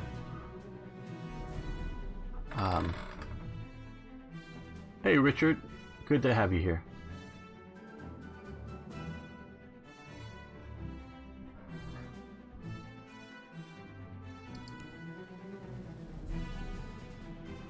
Well, I think that's all we can do. Yeah. I do like my Mark 6s. Little tankettes. These guys. Yeah, continue. Always here hiding. I can't say the same. I don't have time to watch as many streams as I'd like. Yeah, ouch, ouch, ouch. We found the whole Japanese army.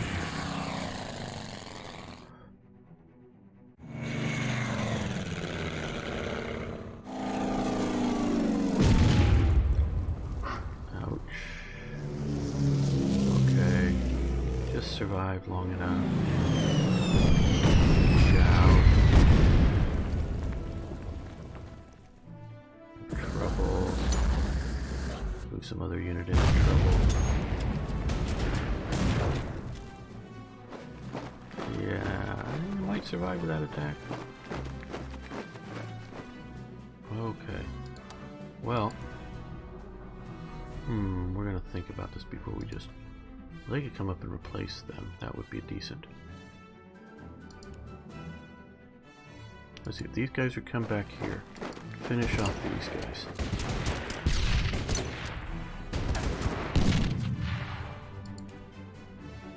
These guys can come up here, finish off these guys.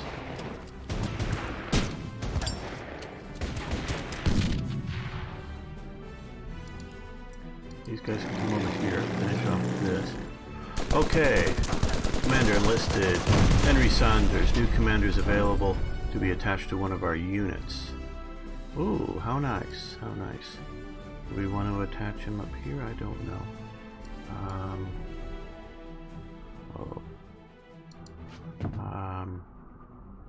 Well, he's here now. Okay.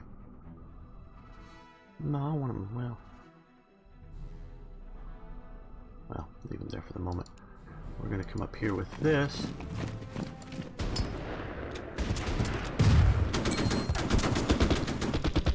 No, we're not going to pursue them into the riverbed. Okay, well, that leaves these guys here.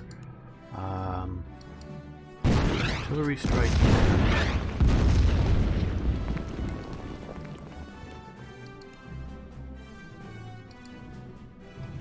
Hopefully take that out finally. Yeah, all the way down. Crash and burn. They're going down. Going down. Okay.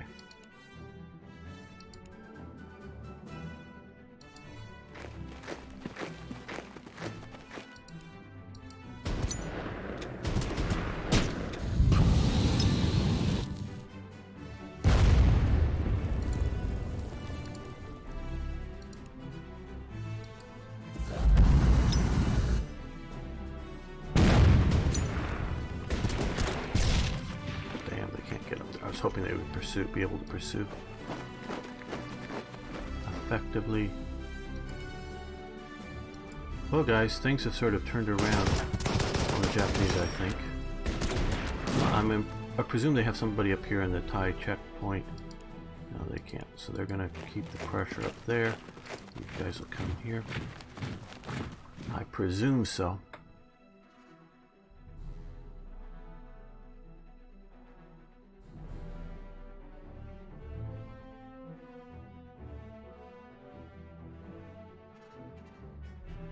There is a Soviet DLC eraser. It's called Red Star. It's one of the DLCs available, and that is definitely a Soviet perspective. It starts with the, oh, I always mess up the pronunciation. What is the Khalkhin Gol? I think that's close. Battles between Japan and the Soviets. So it starts there, and then it goes to Finland and other early war. There will be coming out a new DLC trademark soon. You know what I mean by that, meaning I have no exact knowledge other than it's coming at some point. Okay, that's all looking really good. Yeah. Guess you're gonna move to here, and you're gonna then drive back and realize the town is empty, and you're gonna come back.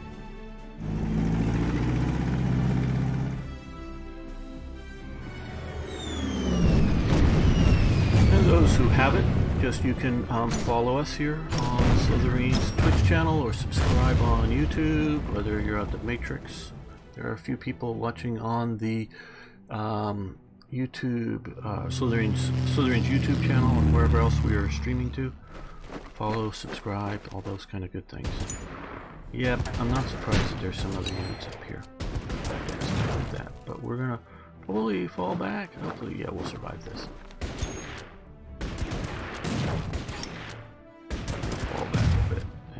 so we keep supported. Okay, yeah, you come back to these trees and we will reinforce you. Okay, but we're going to push to the ledge now.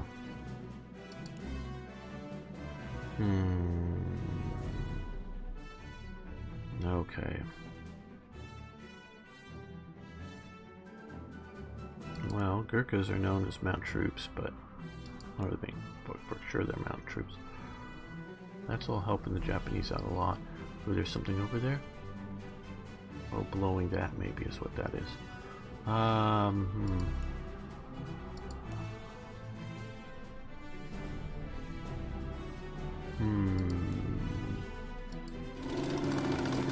Okay, we're not going to attack with you. We're going to... well...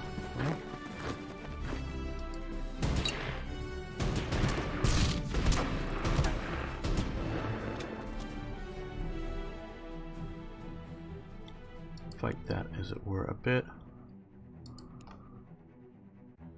Let's push up here. Oh, hello.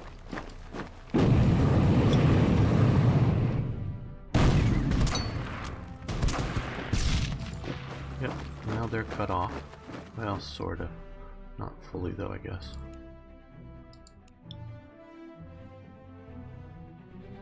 Yeah, we'll reinforce these guys.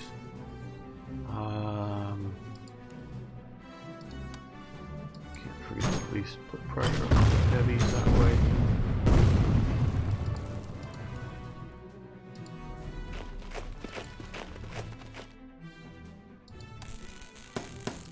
Okay. First we're gonna... No. Oh, we're gonna move and then reinforce, that's right. Well, no, we can't. Artillery, I keep forgetting that.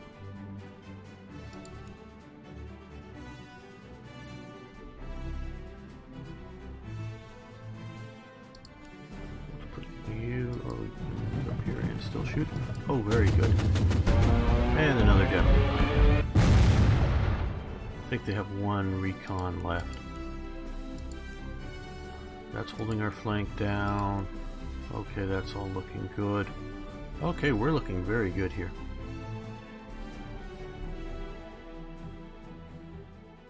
Yes, the Winter War you're fighting as the Finns. Not following everything.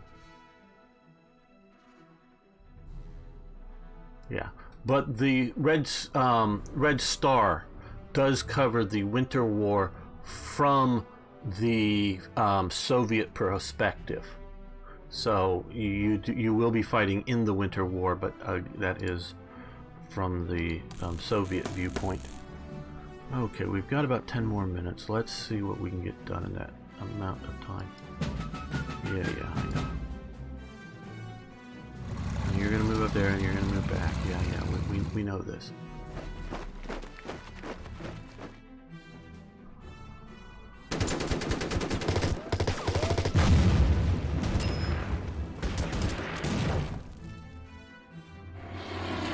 Yeah, we know you'll reconnaissance that, see that the town's still there and occupied. Oh, they brought out some heavy infantry. Well, you're gonna hurt me a bit, but not kill that unit unless you have a bunch more units to move on. And you have at least one more.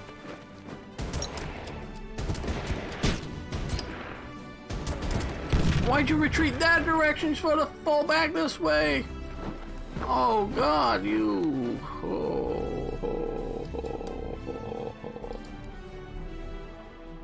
Okay, well,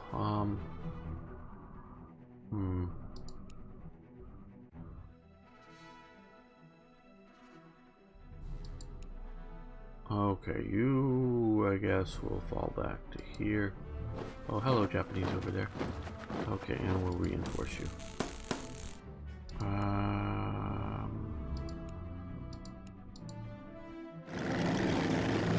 Okay, you have an anti-tank gun. Well, hold on. I got a Valentine. Not just a... Okay, well now we will... Yeah, we want a full barrage when we get going with that.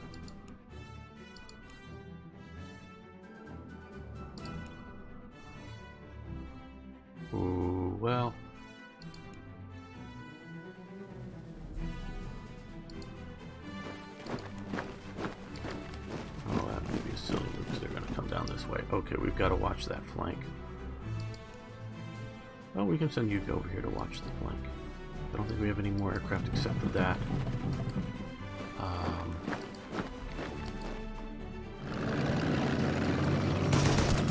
Reconnaissance aircraft. Okay, go hide in the jungle over there. Maybe we'll save you, I don't know.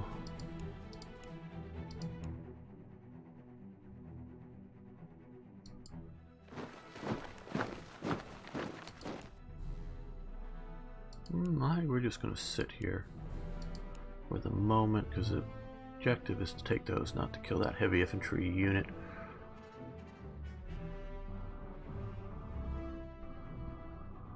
Okay, so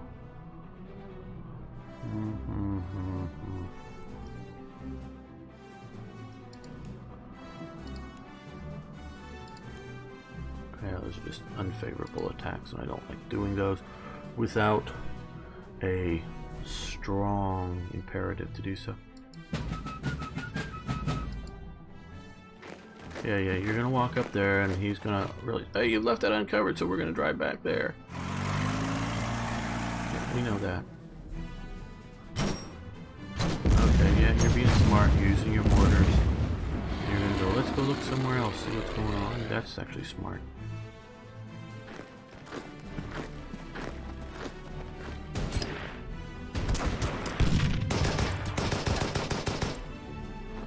And there you go.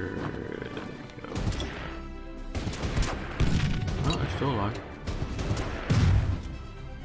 Somehow, remarkably. But we're probably going to fall back with that heavy infantry coming along. Yeah, we're not going to save those guys. Keep trying.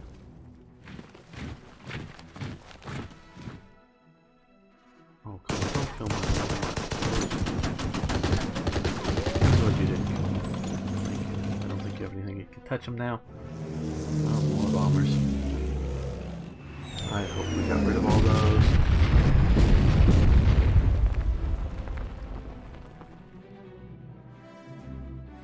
Okay. Now let's see what we can do here.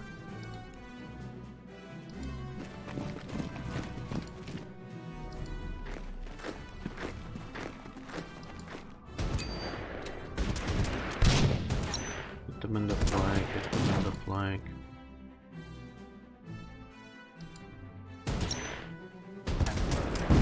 Now that they pulled out. We already moved them up there. Okay, well.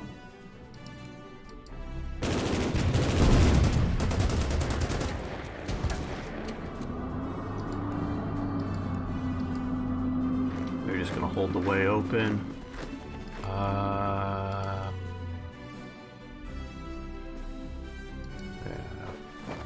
There, reinforce. Come here and begin to hold the way open.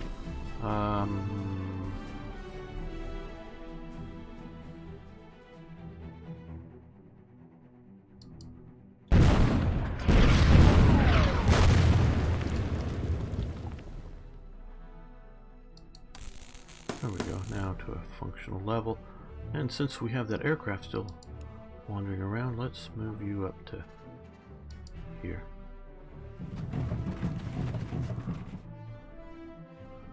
Okay, still don't see red advancing there, so we're sort of okay right now.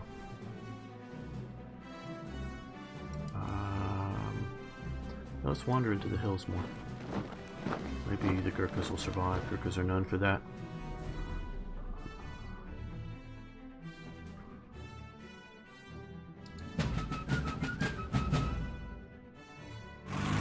Let's advance. Oh, you left the base on...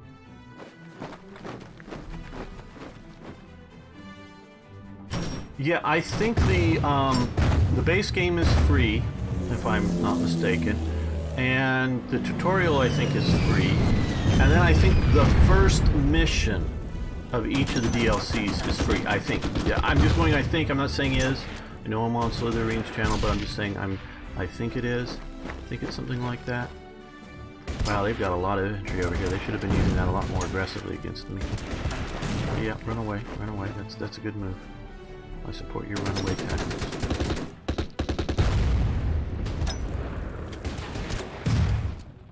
But correct me if I'm wrong, anybody. Again, I'm saying I think, not that I know. That is a guess. Oh, you're shooting back.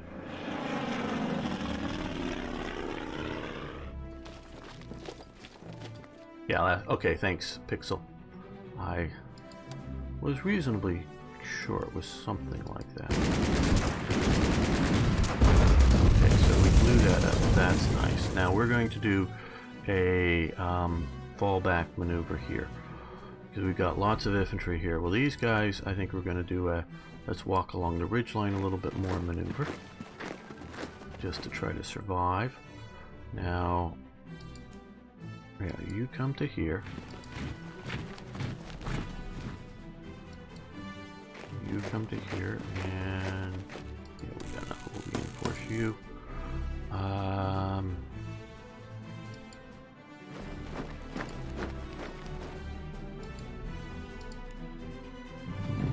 as far back as I would like, but okay, and just I guess you're not in very good supply. Well, we'll fall back to here.